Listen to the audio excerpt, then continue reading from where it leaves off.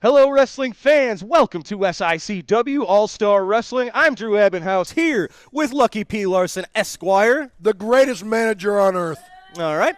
And we've got a great episode of action for you today. Your main event, the AIWF National Heavyweight Championship, will be on the line as the Night Train Gary Jackson defends against Eric Draven. Plus, Volatile Curtis Wylde will be here. The very popular James Jeffries is here. He will be in action. And we have words from one half of the former Top Guns, Joe Vanetti, all today on All-Star Wrestling. Ladies and gentlemen, let's head to the ring for your first match. You say Joe Vanetti's going to be here? Ladies and gentlemen, our opening contest set for one fall, 10-minute time limit. Introducing first from St. Louis, Missouri, 201 pounds, Cade Maxon.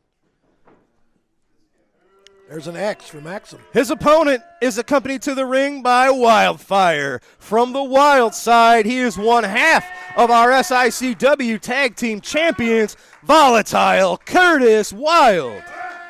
See, and that's what's wrong with the state of tag team wrestling right now. When the LA Hustlers were champions, they were together. They were champions. Yeah. Tag team champions. You know, they competed in singles matches. Very rarely, and when they did, the other one was in support.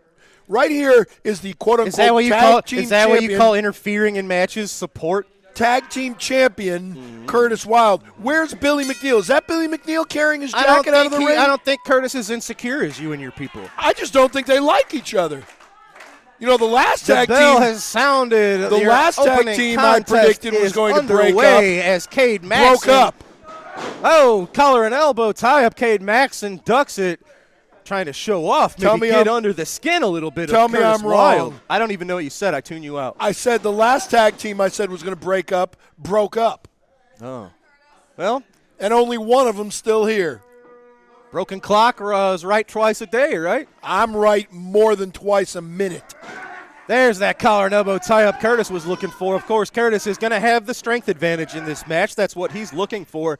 Cade Maxon is going to have to rely on unpredictability, speed, and a little bit of quirkiness. He also has, I don't know if you call it an advantage or a disadvantage, having the walking red toothpick outside at ringside. Of course, it's a great advantage. She is an incredible source of support for her husband, Curtis Wylde.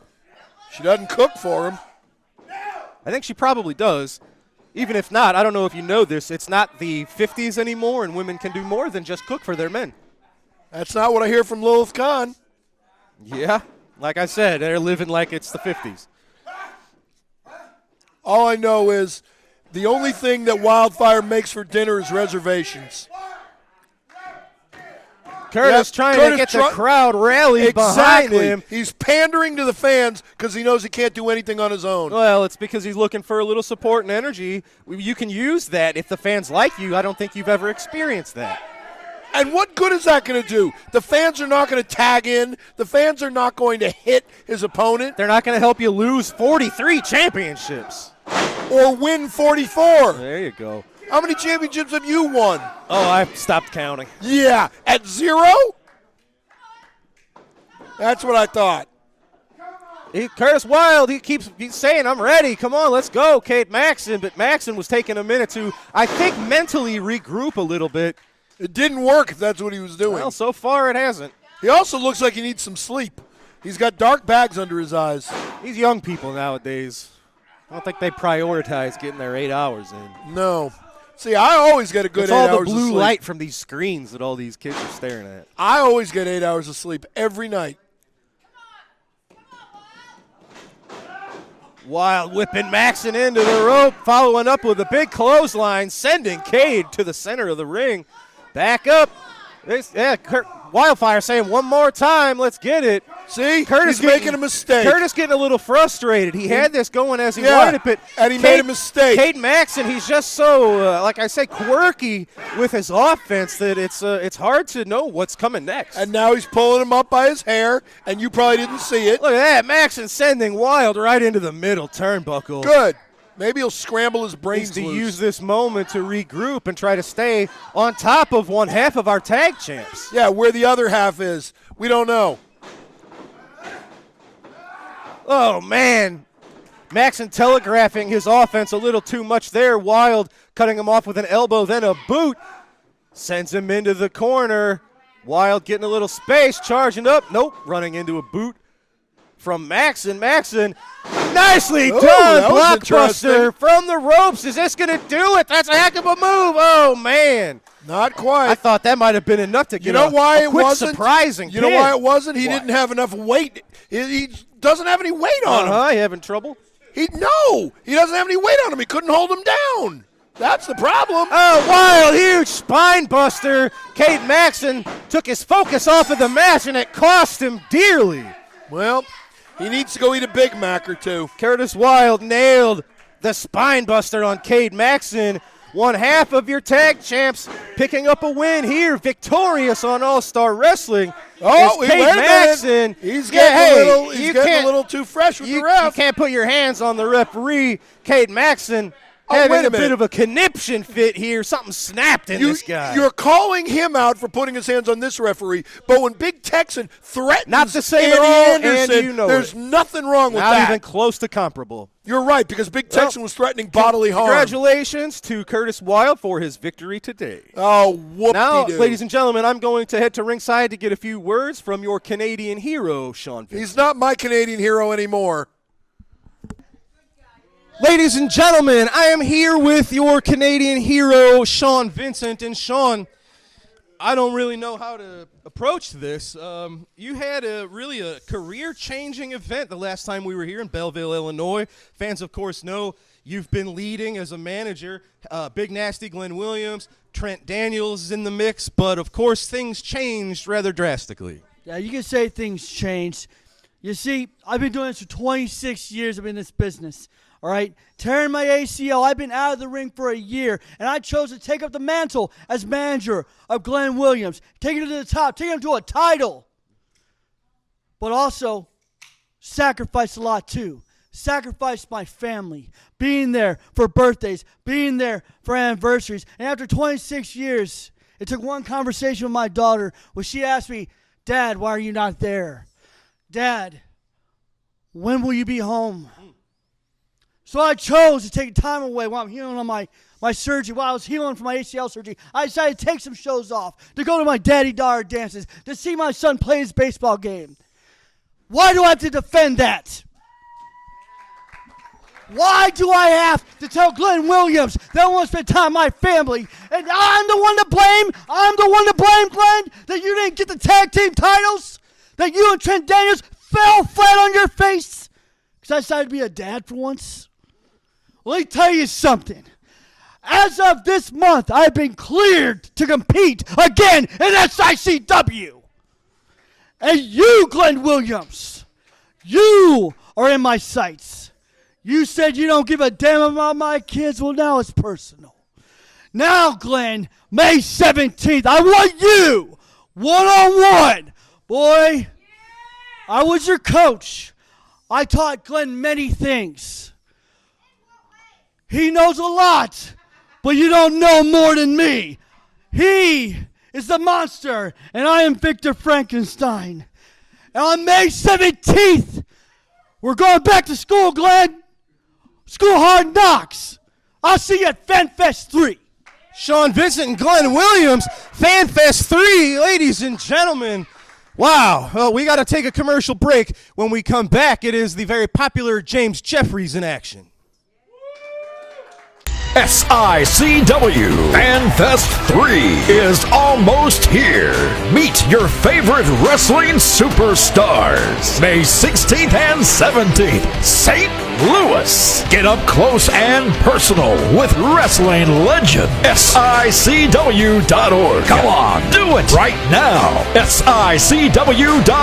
Don't wait. Make plans May 16th and 17th at the Hilton St. Louis Airport. SICW FanFest 3.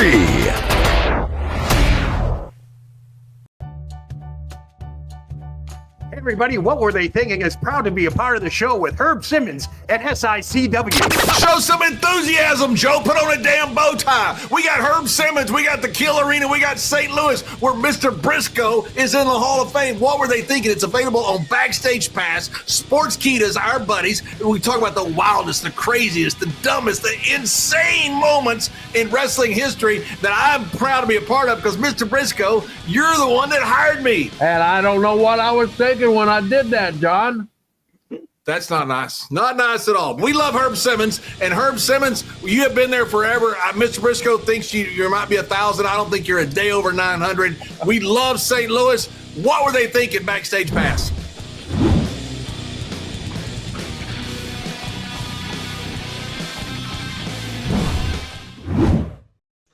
Ladies and gentlemen, we are back, and it is time for another matchup set for one fall with a 10-minute time limit. Introducing first from Texas, 278 pounds, Waco. Where in Texas is he from? His opponent is from Denton County, Texas, weighing in at 207 pounds, James Jeffries. Oh, man, Waco. You know, I with guarantee the Pearl Harbor something. attack. I guarantee he's not Japanese. Well, maybe he is. We don't know. We don't know. I actually guarantee something in this Yes? match. The winner of this match is going to be from Texas. Thanks. What do you think? Am I right or am I right? What result would get you a different, I don't know. That's the only option. I'm right. It's Texas versus Texas. So I'm right. From the home of the Von Erichs, the very popular James Marty Jeffries. Jannetty. Of course, FanFest 3 right around the corner. And ladies and gentlemen, the Von one Erichs. and only Kevin Von Erich will be here at FanFest 3 at the Hilton Hotel by the airport. I'm just going to let that go. Why is that? Oh, I'll let you figure it out on your own. Fair enough. Waco is one tough competitor. Where in Texas is Waco from? From Waco. Oh. And where in Texas is Von Erich from? He is from Denton County, which is in the Dallas neck of the woods. Which is where all the Von Erichs are from. That's right. That's Lance Von Erich. Is it? No. He's still out there. He wrote a book. He did. He's also not a Von Erich. Oh. Well, why do they call him Lance Von Erich? Are you serious? You don't know this story. Oh, my gosh. Waco nails Jeffries. Jeffries was hung over that middle rope. You truly are worthless, aren't you? I know more than you think. It's just a quick TV show. We don't have time to get into shoot interviews. Uh-huh. Waco going for a pin on Jeffries. Jeffries gets the outside shoulder, but he got his whole body out of there. See, and Andy Anderson again, consistent count. See? And Waco sends smartly Jeffries out to the through apron. the ropes. Oh, man, nails him with a knee lift. See? He did it through the ropes so he didn't get disqualified. Look at that. Fist or palm right to the face when he was going for that pinfall. Waco should have hooked the leg. That's that. See? That's just the meanness of Waco. We always call him a mercenary. He's out here to hurt people rather than win matches. There, that knee lift found success the first time. Went forward again, got success again. You don't comment how Andy Anderson is commenting on the choking. You can't pin James Jeffries like that. That's insult to injury. That's just going to make him mad. So if that's possible, I don't know that I've ever seen James Jeffries mad. What's he going to do, hit him with his tassels? Big chop to Jeffries. Maybe he and Billy McNeil can form a tag team, the Tassel Brothers. We'll call you Obsessed with Tassel Boy. In a manner of speaking. Yes. Close there you go. fists. He's firing up. That's all it takes. He got a little momentum. James Jeffries. There, nails him. Big forearm to the forehead. Back elbow. Jeffries has this going where he wants it now. What, cheating? Oh, nice. Tornado-style discus punch. I'm telling you, he's a freaking Von Erich. Kerry Von Erich style. James Jeffries heading to the top rope. Not a lot of clearance here in East Carolina. Watch your head. Big flying cross body block. Hooks the leg for the 3. James Jeffries keeping the momentum going. He's already announced he will be competing in the Bruiser Brody Memorial Battle Royal in May here at FanFest 3. The fans love him, ladies and gentlemen. I don't love him. James Jeffries, impressive in victory here on All-Star Wrestling. Oh, whoopee. Folks, it's time to head to ringside as our very own Destiny Lynch catches up with Joe Vanetti. This should be interesting. Good evening, SICW. This evening I'm here with Joe Vanetti. Joe, at Belleville, your match with your former partner was very aggressive. I think there was more fire in that match than I have seen from either of you. Any comments? I totally agree. I felt like a fire woken up inside of me that I've never felt before. After fighting him, I had... Goodbye, Lady Drew. Now listen. Hey, I got no, listen. Nothing bad's going to happen here. As you know, I'm very proudly from the greatest city in the world, Boston, Massachusetts, the city of champions. 39 championships, okay? And one of our teams is the greatest football team of the last 20 years, the New England Patriots. Do things just like I do. Everything above board, fair and square, never do anything against the rules. The greatest coach in the history of football is one of my heroes, Bill Belichick. Yes, no, listen. Bill Belichick, greatest coach in the world, and he saw talent in a young man named Tom Brady. Nobody else saw this talent, but Bill Belichick saw it, and he picked him in the 6th round. So many other teams had a chance to pick Tom Brady, but the Patriots picked him, and he led them to 6 Super Bowls. I am the Bill Belichick of professional wrestling. And you can be my Tom Brady. I see talent in you.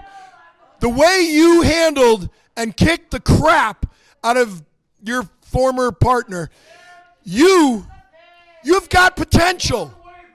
And with my guidance, I can take you to the top. I have won 44 championships. I've got in my hand a contract for you, Joe Vanetti, to become the latest Lucky P guy. You can join the Dogtown Underground. I can lead you to championships, to heights. I can get you main events. I can get you on the biggest shows against the biggest opponents. And I can make you a lot of money. Take a look. Think about it.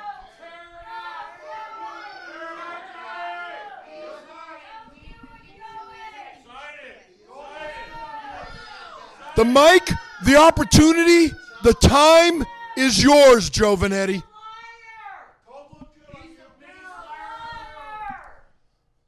Lucky P, you could shove it.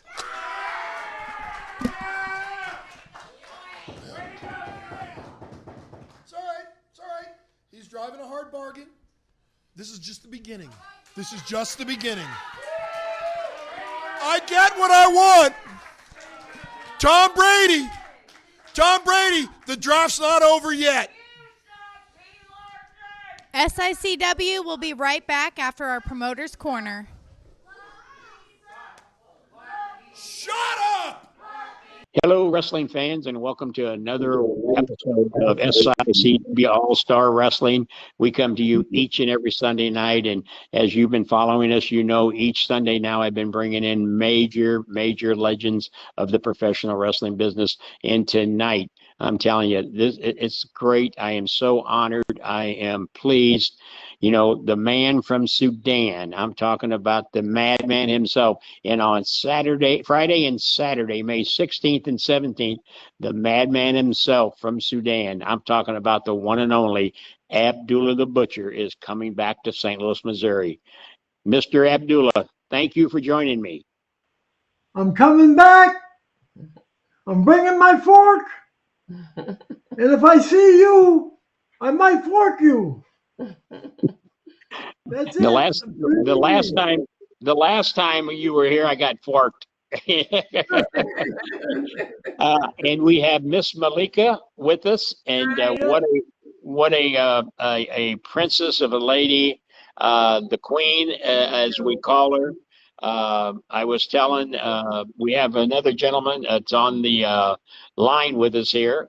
He's traveling, Mr. Scott Rushing, who you're going to hear from in a few minutes, writer, publisher of the new book. Fine, Scott, we appreciate it. But we were talking, Miss Malika, I can only say that it's to you and to the chore and the work you've been doing that Abby is still sitting there being able to make these appearances. So I really appreciate what you've done for Mr. Abdullah. And we appreciate you, Herb. We really do. Thank you for having us. She kept me alive. Believe me. Keep me alive. She's fixing me good food, fixing everything for me. Well, that's great. So real quick, Ab, you and I have some history together, and I was telling Scott I got the honor of meeting you back in the late 70s and into the 80s with our late great friend Bruiser Brody. Yes, Bruiser Brody. I mean, I never forget the first time he said, "Hey, what do you think about bringing Abby into Belleville, Illinois?" And I said, "Abby's not going to come to Belleville." And he said, "I'll get him here." And boy, you showed up, and you showed up every time that I called you, and I really appreciate that. The fans appreciated that because anytime I put Abdullah the Butcher against Bruiser Brody on the marquee, it put butts in the seats. That's right. That's right. Me and Bruiser Brody used to beat each other to death. We take the people inside, outside, take them into the back, take them upstairs, take them through where you used to sell your hot dogs and stuff. We took them all over. And Bruiser Brody, you understand, was a hell of a fighter. When I say a hell of a fighter, he would be kicking me with those damn boots. He'd grab a 2x4. He'd grab anything what he could grab. I love working with Bruiser Brody all the time. Well, and like I said, the shows that we had, I remember a couple of them right offhand as a high school gymnasium. When you say you went all over the gymnasium floor, you went up into the bleachers, you went into the locker room, you came out of the locker room. And I mean, on a Sunday afternoon, we did a show in Dupo, Illinois at the high school. We had 2,200 fans crammed into the gymnasium.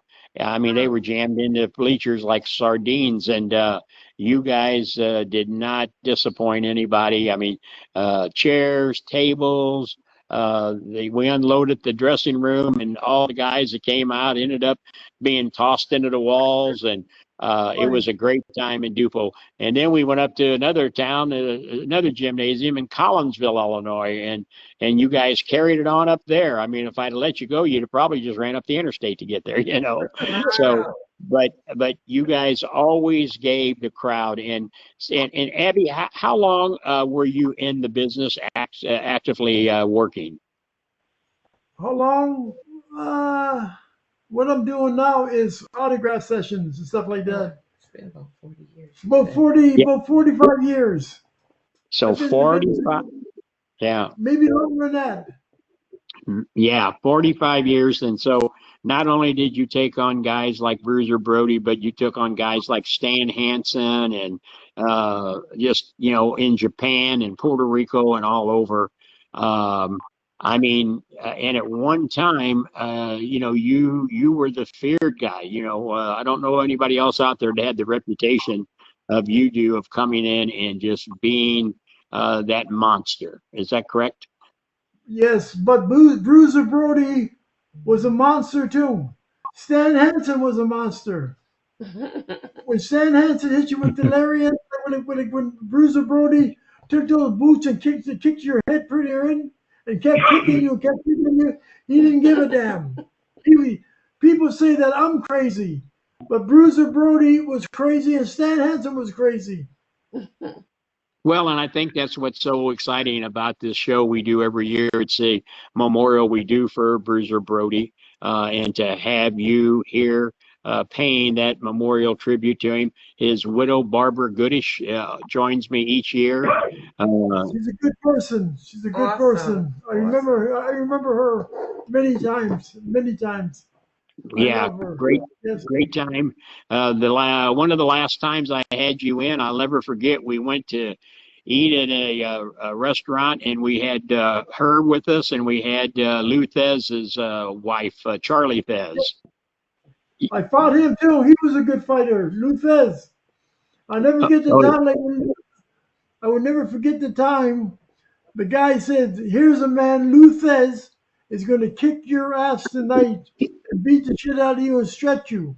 And I said to him, "Oh, but before we went on, he came and through the door. He said, Abdullah, listen, there's a lot of people out there.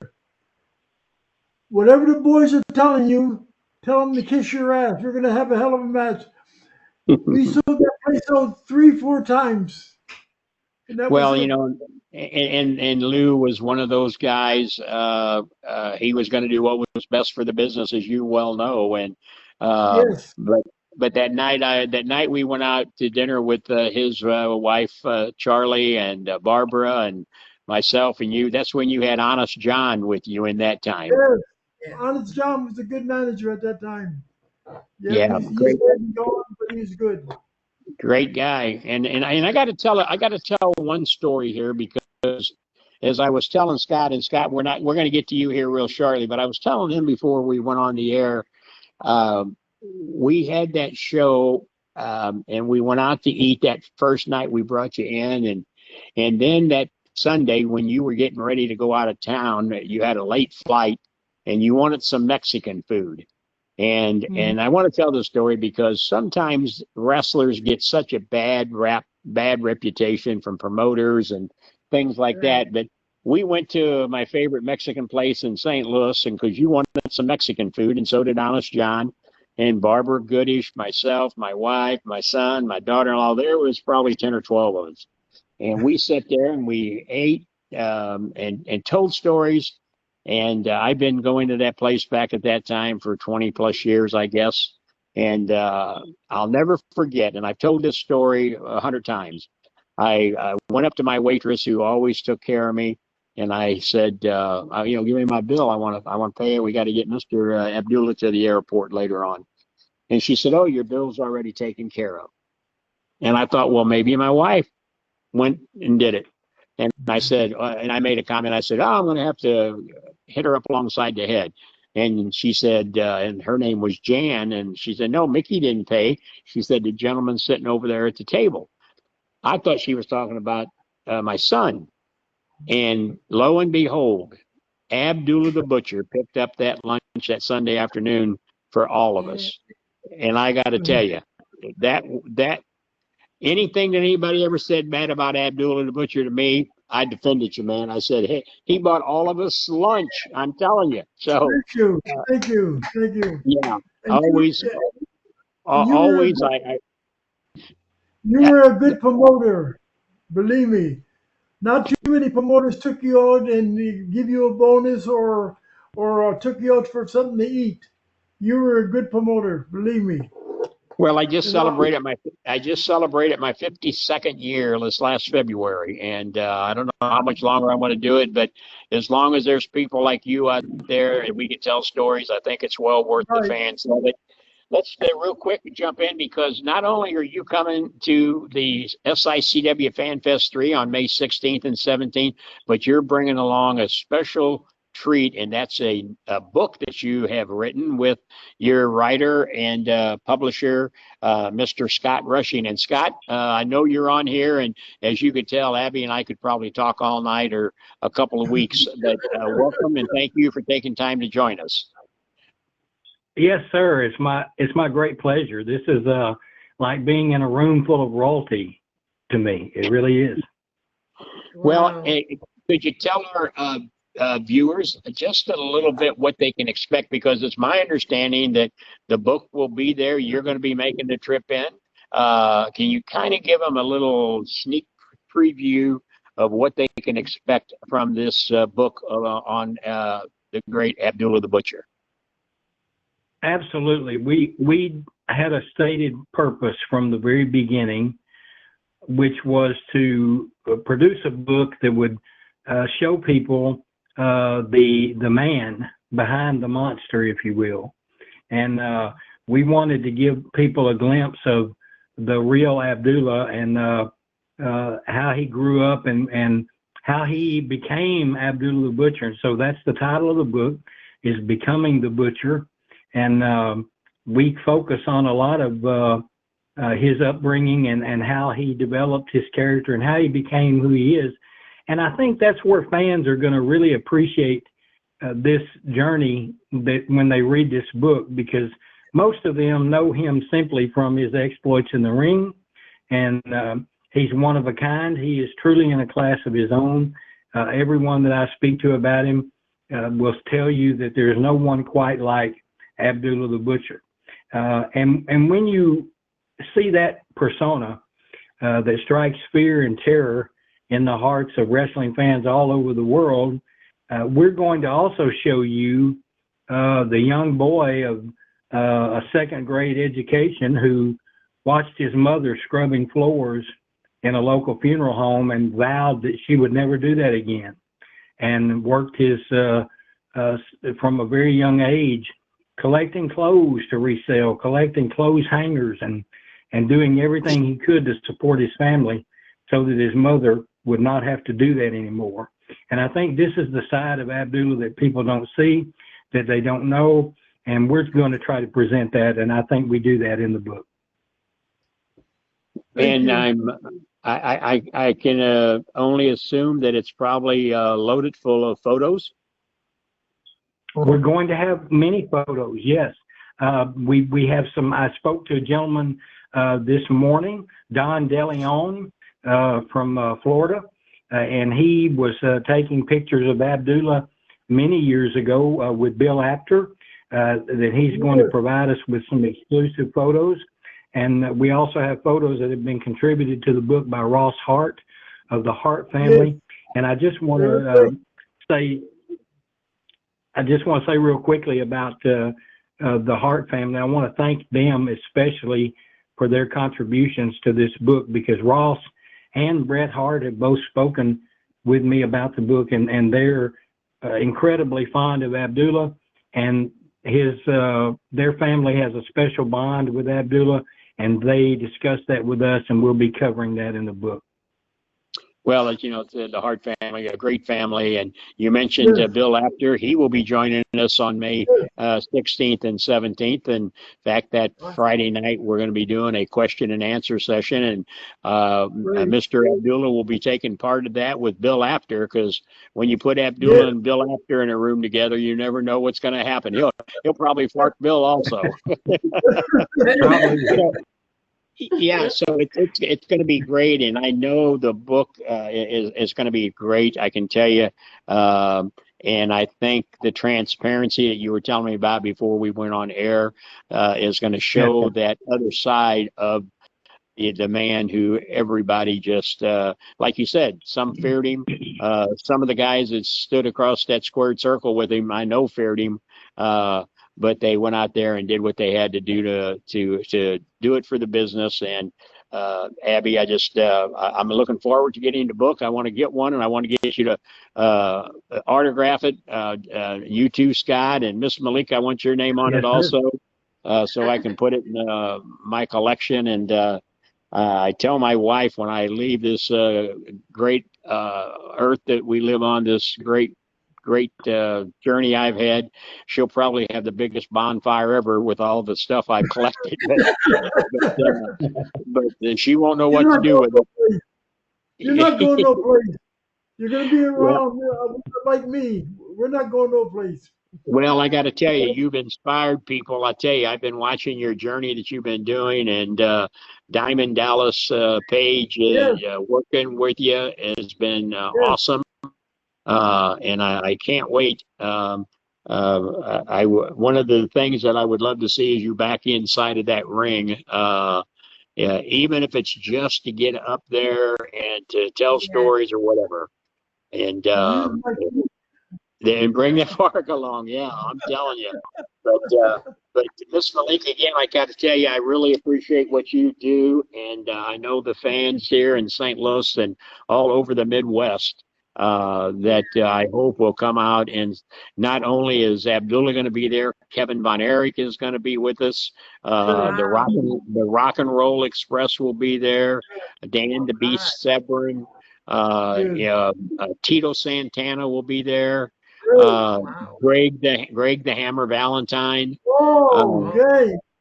So Great. it's going to be a who's who night on May 16th and 17th, and it's at the Hilton Hotel, right at the airport. Easy to get to. It's going to be great. Nice ballroom setting, and everybody come out, and you can go to SICW.org to get your tickets in advance. Wrestling has been around as long as you can imagine. As Mr. Abdullah told you, if you go back in the Bible, it talks about wrestling. Abraham Lincoln was a wrestler. And to think, I'm sitting here tonight talking to Abdullah the Butcher, and he's got this book. When you get his book, I'm sure you're going to say wrestling has been around a long time. I tell everybody it's not changed. The only thing that's changed is people's egos. Wrestling is still the same as it was today as it was back when it started. It's just that guys inflate their egos too much. But fans, you've been listening to Mr. Abdullah the Butcher and Miss Malika. Do you have anything to add to what we said, Miss Malika? No, I just want to thank you for having us up here. Thank you, Scott. And we're looking forward to coming to St. Louis. The last time we were there, we had a wonderful time. So we're looking forward to seeing everyone again. Let me say something. If it wasn't for Mrs. Malika, you understand? She brought me to life. Everybody thought that I died or whatever. This is the lady and her son who takes care of me. And if it wasn't for them, I'd be in bad shape. Believe me when I tell you that. These are good people. Thank you. Well, I can tell you, you're looking good from what, just a short time back, you was having trouble getting up. But I said, I've been following your journey, and I know she is the one that's pushing you. And then when you got a friend like Scott Rushing, who's helping, did the book, absolutely. You've surrounded yourself with the right people. And Scott, I hope you make the trip up to St. Louis, May 16th and 17th. I'm looking forward to meeting you in person. That's right. He's coming up there. Yeah, and who knows, Scott? Maybe you and I can talk, and maybe I can get you to take a look at my 52 years of experience in this business. Yes, my friend, that would be such a great honor. Longer than 50 years. I've been in here a long time. Oh, huh? You've been around a long time. But so fans, thank you for tuning in tonight. You've been listening to Mr. Abdullah the Butcher talking about coming to St. Louis Friday and Saturday, May 16th and 17th, SICW FanFest 3. That's right, 3 of them. I've been crazy enough to do 3 of them. So we're going to do it, and we're going to have a great time. Go to SICW.org. And now let's get back to some action. And who knows, maybe I'll have a match of Abdullah the Butcher. Thank you. Got excited about seeing wrestling, and this match is certainly one people talked about for a long time. Certainly in DuPont, Illinois at the high school, where they had over 2,200 people packed into that gym as Abdullah the Butcher locked up with Brody and pushes Brody into the corner. Referee Lee Warren trying to get a break, but if you know Abdullah the Butcher and you know King Kong Brody, well, you know it's not Luthez against Pat O'Connor. But that's what makes wrestling great, because you have different styles and different ways to attack people. And there's one way: stand on the throat of Brody when you weigh about 400 pounds, as Abdullah the Butcher did. Abdullah the Butcher was a very controversial character. He wasn't in any one territory, any one town for a very long time, because really he was just hard to handle. King Kong Brody had a reputation like that sometimes too. But ironically, a lot of people thought that Brody would not get along with promoter Sam Muchnick in St. Louis, and it was just the opposite. They became very good friends. If you asked Brody who were the 3 promoters that he respected the most in the wrestling world, I'm sure he would have told you: the Giant Baba in Tokyo, Japan, Paul Bosch in Houston, and Sam Muchnick in St. Louis, because he knew If they gave each other their word, if they shook hands on it, that's the way it was going to be. No shaking hands here as Brody and Abdullah the Butcher. Brody with a cut opened up on his forehead already from Abdullah the Butcher. And watch Butcher like a shark, scenting blood, smelling it, going after the wound, going after the injury on Brody's head. Abdullah the Butcher going after his long-avowed enemy and King Kong Brody, wanting to finish it once and for all. Dupo, Illinois, the site, as King Kong Brody finds himself almost fighting for his life against Abdullah the Butcher as Abdullah starts pounding on the head of King Kong Brody. Abdullah never was shy about using anything he'd find. He's picked up forks, he's picked up bottles, he's picked up all sorts of foreign objects. He'd do anything he could. To him, wrestling was a war. And his most exciting matches were against people like King Kong Brody, who said, well, I can wrestle. If I have to, I can throw drop kicks. I can do hammerlocks. But if you want a war, I'll give you a war. Right now, though, the war was not going in the way that King Kong Brody wanted it to go. Abdullah pulling back on the head of Brody, turning Brody into that corner. Abdullah putting the pressure on. Headbutt by Abdullah the Butcher. Brody staggered, bleeding. Referee Lee Warren keeping an eye on things, but he's probably knowing best right now is just let them slug it out. Find out who's the toughest, who's the meanest, who's going to last the longest. Brody making a comeback. He hits the ropes. And a big boot right to the top of Abdullah the Butcher's head. Abdullah the Butcher taking another kick, another boot from King Kong Brody. Another kick right to the jaw. Abdullah the Butcher hanging onto those ropes. In deep trouble now. And you can see that a cut has been opened up on the head of Abdullah the Butcher. Abdullah bleeding as Brody pounds on Abdullah the Butcher. Brody hitting the ropes again, wanting every bit of extra energy he can get for a kick up against the ear of Abdullah the Butcher. Herb Simmons was probably wondering right there, boy, what did I get myself in for with a main event like this? Abdullah the Butcher and King Kong Brody. But I'm sure that Herb Simmons at that point was like every other fan in that building. He was standing in rapt attention, watching every move these two giants of wrestling were doing. Brody, Abdullah trying to destroy each other. Brody with a chop to the head of Abdullah. Brody on the offensive now. Abdullah hanging onto the ropes, trying to keep his feet as Brody pounds on the head, pounds on the lacerated head of Abdullah the Butcher. The blood spilling out of the forehead, down the chest, down the arms of Abdullah the Butcher. Abdullah in deep trouble now. He had the offensive early, but now King Kong Brody lashing out with all his might, with all his fury, and Abdullah the Butcher in deep, deep trouble. Can Brody put him down? Can Brody get his shoulders on the mat? Can Brody make him say that he'll quit? Well, it's going to be tough. And Brody knows it, even going to biting King Kong Brody. Lee Warren, the referee, who's been in so many big matches by this point in his career, knowing that this might have been his toughest challenge, trying to keep some sort of order between Abdullah the Butcher and King Kong Brody. Abdullah fighting back. A chop to the head. Remember, Brody was already cut. Abdullah pitching Brody through the ropes outside the ring. Remember, this is a high school gym, and like all high schools, they're pretty protective of their floors, so the crowd was all up in the bleachers, and it gave Brody and Abdullah room to roam. Maybe that wasn't such a good thing. They're fighting outside the ring now, looking for the furniture they can use on each other, trying to batter each other into destruction. Brody picks up the ring bell and slams it into the head of Abdullah the Butcher. Abdullah reeling after taking the bell to the head, but then he slams Brody's head into a table. Brody grabs a chair. Look out. Abdullah the Butcher catching the chair right across the forehead. Brody going after Abdullah with the chair again, trying to drive it into the throat of Abdullah the Butcher, but the Butcher, he's like a tank. You can't destroy him. Down goes referee Lee Warren.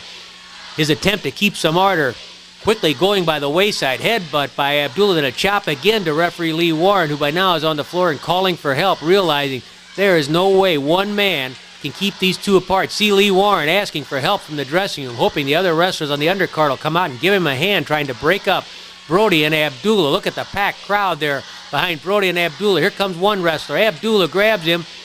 Brody, Abdullah, they couldn't care less who's in between them. They have sights for only one thing, and that is kicking the tar out of each other. Anybody that gets in the way, they're going to be in trouble. Brody and Abdullah. Here comes Gary Jackson, Night Train Gary Jackson, trying to break it up. Brody, who liked Jackson, with a kick to Jackson's chest, knocking him down. He probably didn't even know it was Gary Jackson. Another guy grabs Brody. Brody grabs him by the head, slams him into the concrete wall. Not the pad, Brody, so angry, so out of control, he slammed him into the concrete wall. There's Brody with a water cooler going after Abdullah the Butcher. No way to break it up. Abdullah the Butcher.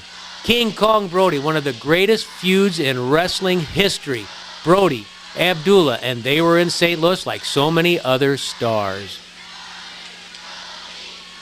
SICW presents FanFest 3, St. Louis, May 16th and 17th. Hilton, St. Louis Airport, the Keena Cola, Missy Hyatt, Gangrel, Teddy Long and Mac Davis, Tito Santana, and Bill Apter. More to come. SICW FanFest 3. For more info, SICW.org.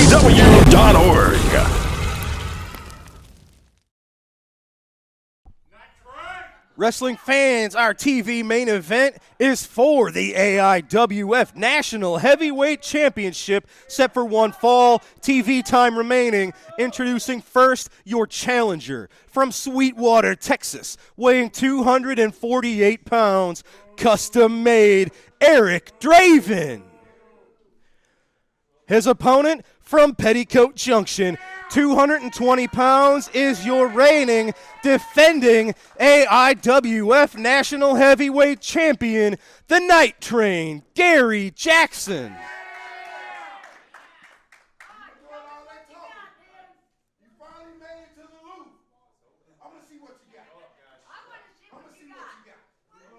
Little bit of jaw jacking before the match gets started. Now, why would he do that? I told you he was an idiot. Why in the world? You think everybody's an idiot? No, I don't. No. Steve Michaels is not an idiot. And at the end of the day, Joe Vanetti's not going to be an idiot either. You mark my words. But why on earth would you antagonize this guy? He's already a tough competitor. He's already the #1 contender for this championship. Why would you intentionally antagonize him? Yeah. That's just not very smart. Gary Jackson is a moron. A little bit of competition here, competitive spirit. He's already got the competition. Why would you piss him off and make it personal? Oh, my gosh. Why don't you be quiet? Listen to the rules. I would rather not.